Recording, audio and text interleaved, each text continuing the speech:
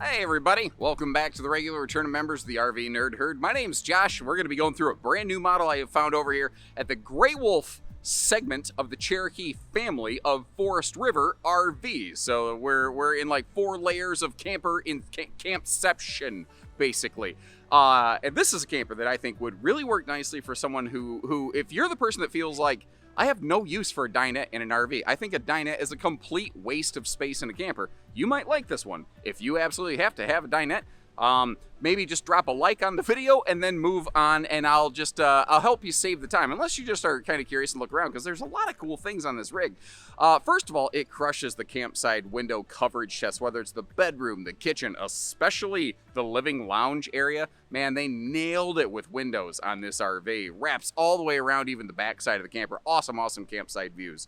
The RV is a little bit longer, I think, than the 27 model number kind of suggests. I got a feeling this is probably a little further up into the 30s, but I don't have full weights and measures available to me as I'm recording this now, so just maybe a little cautionary consideration there. They're playing with different versions of a rear lounge, so we are looking at a prototype today. It is very possible the one that actually goes into production will have some other version of seating, so maybe we can get some of your feedback on that to kind of dial in. Now, speaking of what your feedback has done, your feedback has caused them to go with a little bit larger beds. Your feedback has caused them to improve their solar package. They have holding tank heaters on these now, obviously the campsite window coverage, and a bunch of other things. This is I think, a very cool, fun model. Like, if you want to have some friends over and enjoy some like recreation time, but you also just want your own personal, really stretch out and relax and have your own personal space kind of rig, this thing works, but it's not without its hiccups. And sharing the good with the bad, that's what we do, so that you can always be more educated in your purchasing. And if you appreciate that, hit that subscribe button and let's go. And this rig just has such a chill vibe to it. Like, I'm just shoved over here. I just plop myself back in this rear lounge, just kind of looking around, and it just kind of occurred to me, like, obviously I try to keep my shoes off the furniture, but man, you just kind of want to sit down, lay down, kick back, relax. Like, this is just such a fun little, I don't know, chill station right here. The window coverage off this thing is also crazy awesome good. So, first of all, let's, as long as we're staring at this, let's just kind of address something that I think could throw some people, because it's a little unconventional what they did. You're going to look at this, and the big window in the kitchen, I think, is pretty awesome. I suspect a lot of people are going to kind of like that. But you look at it, you go, yeah, but that's a lot of missed, wasted, not storage. There's plenty of it. We just haven't seen it. Well, in the sneak preview footage that I kind of threw at the start of the video, behind the TV is what I call a pantry-tainment center. There's some serious storage back there, and I think it gets the job done. In case you're wondering why one of the 2 stools is crooked, that's because I've been using it. This has been my makeshift office for the day. I walked into this thing like, yeah, I'm gonna hang out here all day. I sit in I do a saddle straddle. That's a new nerdism. But I sit in those things saddle style because it's just way more comfortable for me. Maybe it's just because I got, like, for a chubby dude, I got a skinny little bony butt. But this has been my view. Now, hopefully you're looking at things like lakes and rivers and forests and all that. Well, I didn't even mean to kind of make a forest river subconscious pun, but all right, whatever. We're doing this now. Look at the window coverage on this, though. This is just crazy awesome sauce. The viewing on it's amazing. Now, if you're in crazy stupid sun country, you're probably going to want to see if you can throw a second air conditioner on this. I'm pretty sure that might be available on one of these. I could actually be mistaken. I'm sorry. Secondly, though, you do have shades that can kind of blot all the sunshine out. Now, one of the unsung benefits of having a wood skeleton frame, a stick-built frame, if you will, you can put power outlets any freaking place you please. You can't do that very easily on a laminated RV. It's a lot more money, and God forbid anything goes sideways on it, it's going to cost you a heck of a lot more to fix it. You know what I mean? Vern. I kind of forgot Jim Varney died, and I asked a friend of mine, I haven't heard from Jim Varney in a while. What happened there? And he threw the perfect line at me from, I think, Ernest Goes to Camp. He says, he's dead, deep 6, Gopher's bringing him his mail. I thought that was pretty special. Now, this group doesn't traditionally include a factory television. My experience has been you can actually usually get a better TV that's larger and maybe a smart TV for the same or less money as having the factory do it. But they do a really nice job of actually like running a TV prep bracket and all that kind of stuff. So I can kind of deal with it. And in case you're curious, you might hear a little bit of background noise. I've got the air conditioner cranking right now. Actually, I'm going to move over and stand directly under the unit. So this is me standing here talking, standing directly under the air conditioner, and this is me shutting up. Now, I'm sure you can probably hear that, but I don't think it's terrible. Uh-oh. I gotta mention this to the factory guys. That converter box location could be a problem. If the slide's closed, it's gonna cover that, and it's gonna make getting to that not fun. Now, the slide does have an override method, but that's certainly not what people want to do, with their spare free time. Now, this is prototype, basically number 1. They've had 3 sofas in this RV in the last 2 days. They're really trying to dial this in. So, normally, the Cherokee and Grey Wolf division does not do any sort of theater seats, but I actually have seen some in a couple of their campers, because that's not a recliner. What would you say if that actually could be some kind of theater seat or had kick-out incliners or something like that? Because I think that rear bench back there actually has a jackknife sleeper function. Now, I'm not going to go to a major extent opening every single thing on the sofa, because I think it's actually going to change before everything is said and done. But as long as we're here, let's look at, I guess, what they do have in terms of, let's start with the storage, since I'm pointing at the floor, work my way around here. They have, some bonus drawers below. Those might go away if you go for some kind of theater seat suggestion. We'll see what they come up with.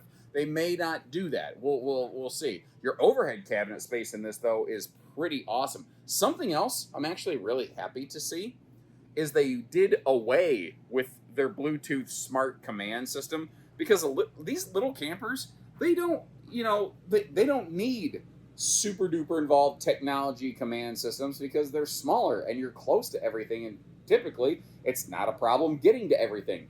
One thing that folks might not like, and I hope you like that I draw attention to this, is it does not have a propane oven, nor is that an available option. They are just not doing ovens in these. Instead, you got that 3-burner propane stovetop, but you've also got that basically air fryer, electric microwave oven down below that. So you can do some cooking. You can do a little bit of bacon. Baking. You say bacon like that, it sounds like BACON, but oh god, now I want bacon. By the way, they have a food truck here at this product display. What was it? It was like the wiener cart or something like that. Oh my gosh, I had some like bacon wrapped caprese hot dog. It was I was blown away. I was blown away by how good it was. So I guess keep an eye out for not the Oscar Mayer Wienermobile down here around Elkhart County, because that food truck knows what they are doing. 5 stars, would recommend, would eat again. Okay, I just noticed something else here. I didn't really think about it before.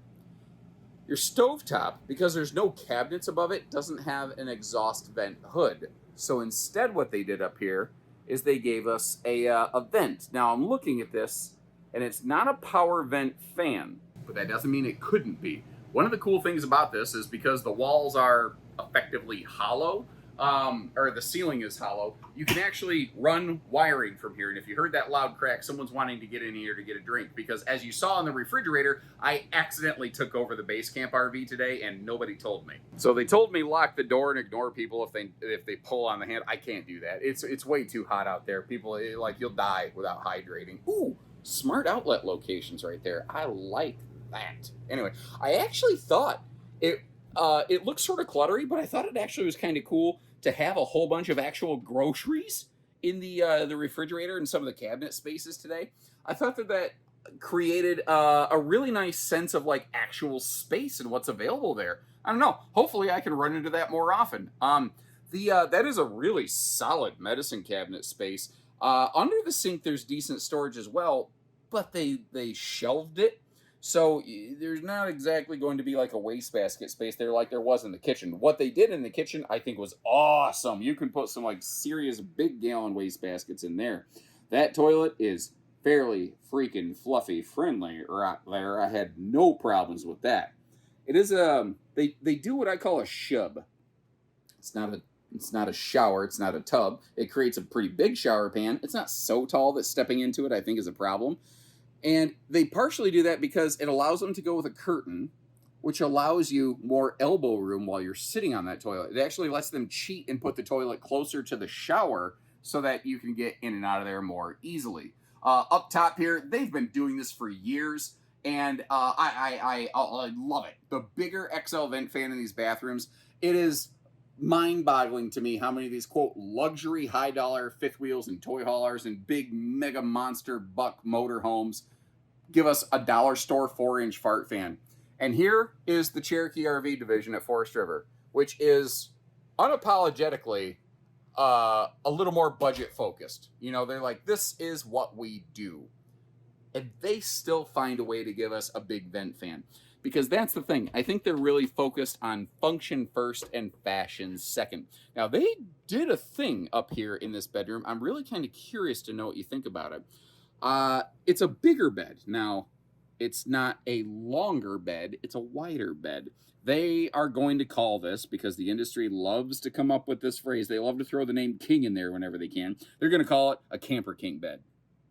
I respectfully disagree. This is a short Olympic queen. An Olympic queen is a 66-inch wide by 80-inch long mattress. This is 66 inches wide. It's 6 inches wider than it used to be. But this is still 74 inches long. Here's the thing, though. If you wanted to instead put in a true queen bed or a true Olympic queen bed, you could do either of those things in this bedroom and you could make that work. So I think that's cool. Now, something I noticed, maybe it just kind of stuck out to me a little bit more here. This is the normal cabinet look here, where it's a 5-piece cabinet door, you know, where it's a 4-piece frame plus the insert, and it looks nice. It's like almost like a residential pseudo shaker style kind of cabinet.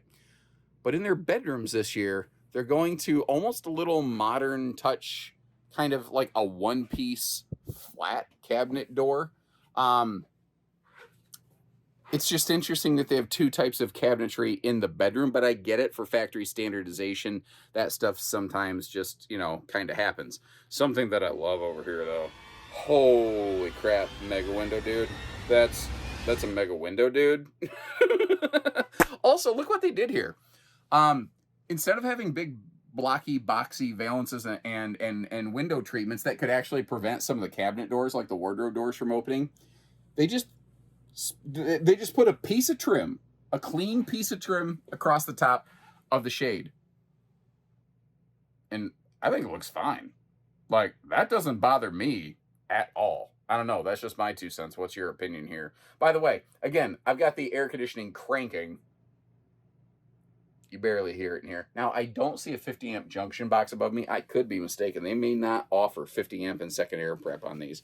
But they do obviously offer USB and household plugs. And if I start opening the rest of the bedroom storage right here, you can see how they gave you like full closet space, a full overhead cabinet instead of just a stupid wide open shelf like some brands do, where while you're going down the road, everything falls out of it. You don't have that problem here. It's not gas strutted or anything, but I could add that stuff later. At least they did the construction part, you know, or I could, just deal with it. I would probably just deal with it. Like, I would complain when I owned it. It doesn't have the struts. But would I spend the 5 cents to fix it myself? No, I probably wouldn't. Just being real about it here. That window over there is a little bit different because that's like a fire escape window. That's for safety code. Now, their outlets over here are a little bit different. This is a single point inverter brick. So it's the only outlet in the RV that inverts, but it does also have USB 2.0 and a Type-C plug on it.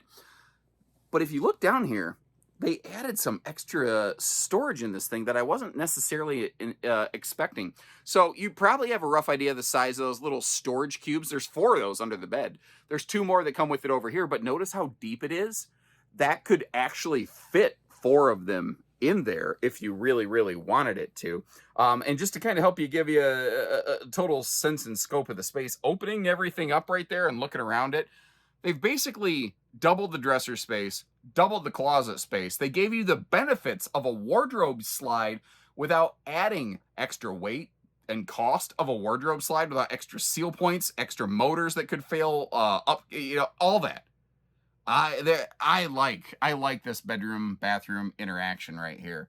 Oh God, let me see if I can get my fat butt out of the corner of this bed. Ooh, that hurt. So yesterday, while I was recording a Wildwood, I didn't see what was behind me, and I fell down and literally cracked my butt. I mean, direct butt cheek contact to a sharp metal corner of a different set of steps behind me, and as a result, I've got what's known as gluteus Charlie horseus. Look at this. That's not a super duper deep slide. When the slide closes, you can still easily get to all that storage there. Again, just trying to be fair, in its current prototype configuration, your fuse box is a little bit tricky to get to. Maybe not impossible, but certainly not ideal. And hopefully they move that before it goes into production. So if that's a big deal trigger item for you, you can. And hey, if you're freaking nearsighted like me, you can just leave the slide closed and slap a TV up there, and you don't even got to put in your contact lenses. But look at this. Most of the time, when you close slides, the kitchen becomes borderline inoperable. You can still slip through here. I'm not saying it's ideal, but I'm saying if you're at a travel stop and you need to get in here and actually cook or something, you could do that. Or if the RV's in storage, you can get to every ounce of storage on this thing. This is an awesome RV for being there, but it doesn't suck when you're getting there. So once again, at the time that I'm recording this, I don't actually have the full weights and measures made available to me. Actually, there's not even like a dry weight on the RV. They haven't even run it across scales yet. This is a prototype that they literally kind of finished putting furniture in about 2 days ago. So if I'm going to estimate, I'm going to say that most salespeople at most places are going to say, it's 27 foot. You got a half ton. You'll tow it all day long. It's not 27 feet. And not every half ton's going to tow it all day long. Some are capable, but depending on where you camp, like if you want to go up and down mountains and stuff, you may want to step up your truck a little bit. You know, it's just a thing that you might want to consider there. Now we've got the power tongue jack up front on this thing. The better upgraded quick drop stabilizers also available. And I did some learning about this. Cherokee has had advertisements in their RV for the last couple seasons that they use the strongest frame in this class. And of course they would say that. What manufacturer wouldn't say that? But I did some learning, did some reading into that. And I found out that even though, Lippert makes the chassis for just about everybody, something that not everyone understands is that Lippert makes a chassis to each manufacturer's specifications and guidelines. Well, most manufacturers of an RV this size, their chassis is rated to handle like 20 to 25,000 PSI. And maybe that doesn't really mean much to you. Use it as a reference point. This chassis that we're looking at is rated to hold like 40,000 PSI. It looks the same. It has the same number of outriggers as other things out there, but it's just like thicker, heavier, stronger.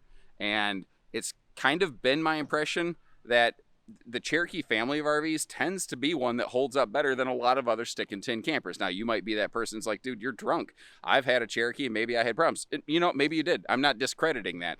I'm saying that overall in the aggregate, out of the thousands and thousands of RVs that I've seen in their class, these guys do tend to stay out of the shop a little bit better than most, and I'll give them some credit for that. And again, I'm going to give them credit for the campsite window coverage on this. They just slathered this thing in windows. But if the tin skin jelly ain't your jam, good news. You can still get this in black label.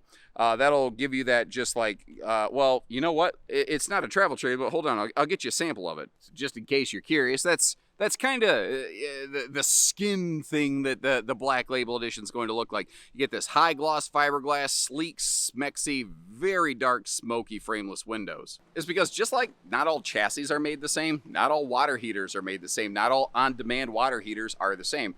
I've seen some people say, ours, like when we're camping in the spring and the fall, we can barely get the water warm. You probably have like a 40 to 42,000 BTU water heater. This is a 60. Those are capable of raising the ambient water temperature 39, 40 degrees. These are capable of about 59 degrees. Now, if the water coming in is barely above freezing, yeah, this is still going to have a hard time giving you a really nice hot shower. But not everybody realizes what those things do, what the BTUs actually mean.